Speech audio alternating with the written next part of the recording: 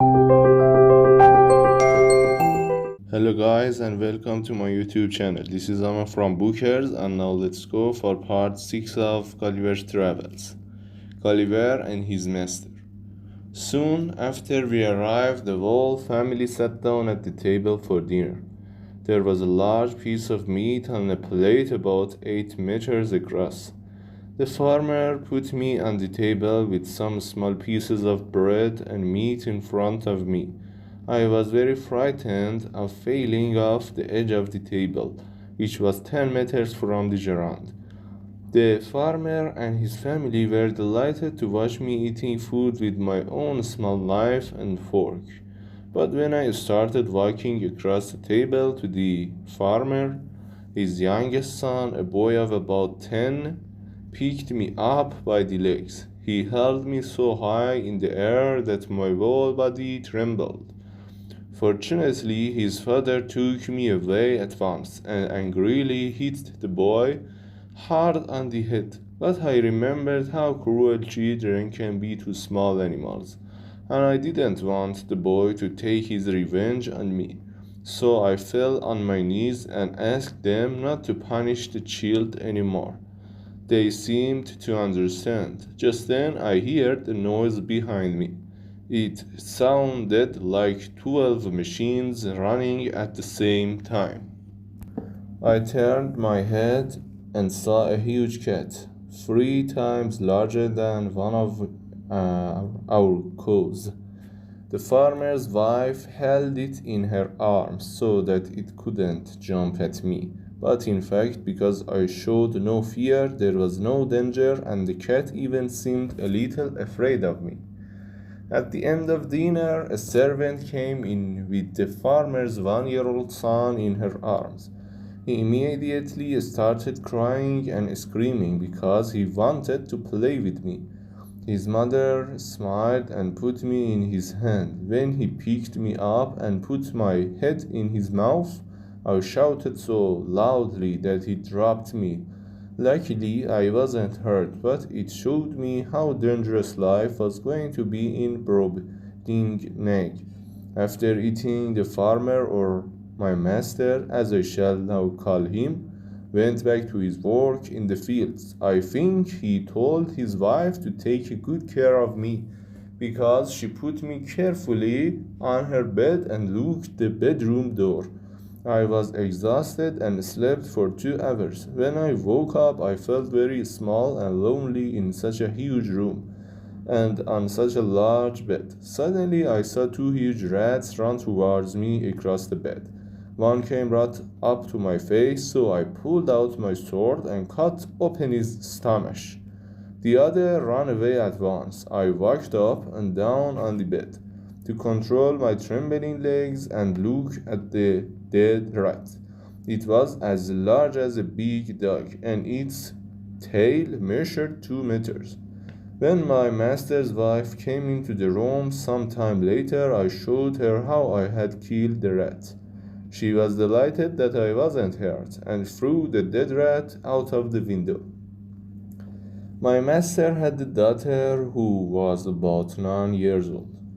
She was given the special responsibility of taking care of me, and I owe her my life. During my stay in her country, we were always together, and she saved me from many dangerous situations. I called her Glamdalglish, which means little nurse. She was good at sewing and managed to take some clothes for me in the finest materials available.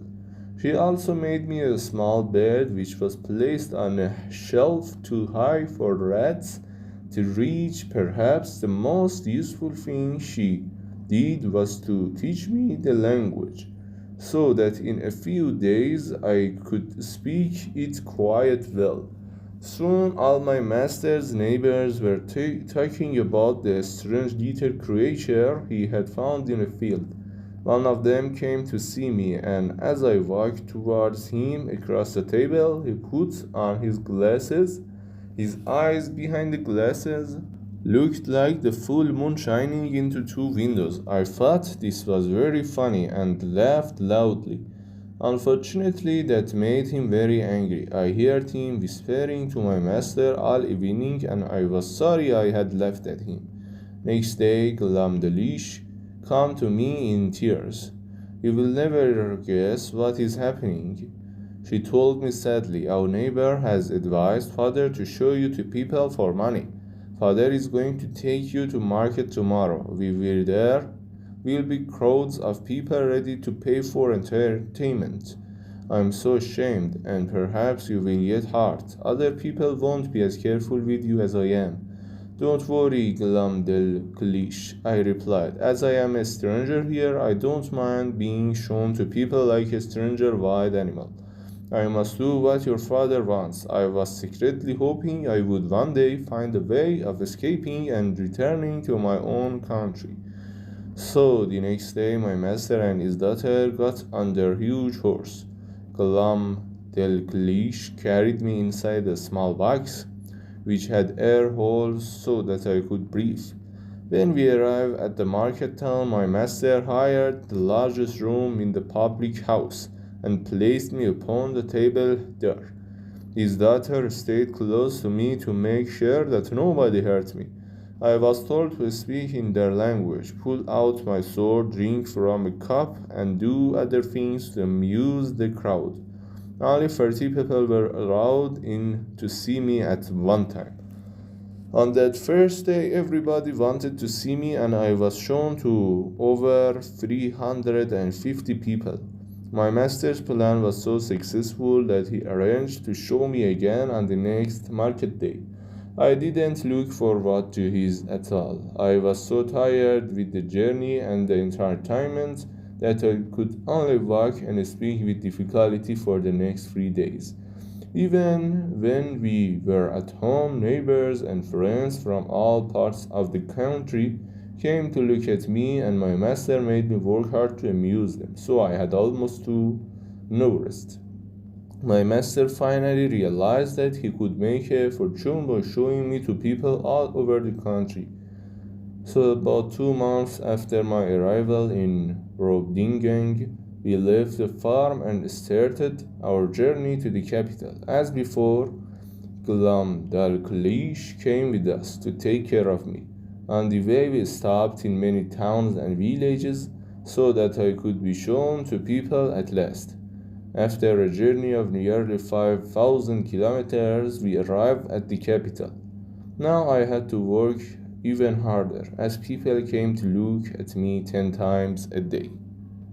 The end of chapter 6. Thank you for listening me, and don't forget to like and subscribe my channel, and goodbye until next podcast.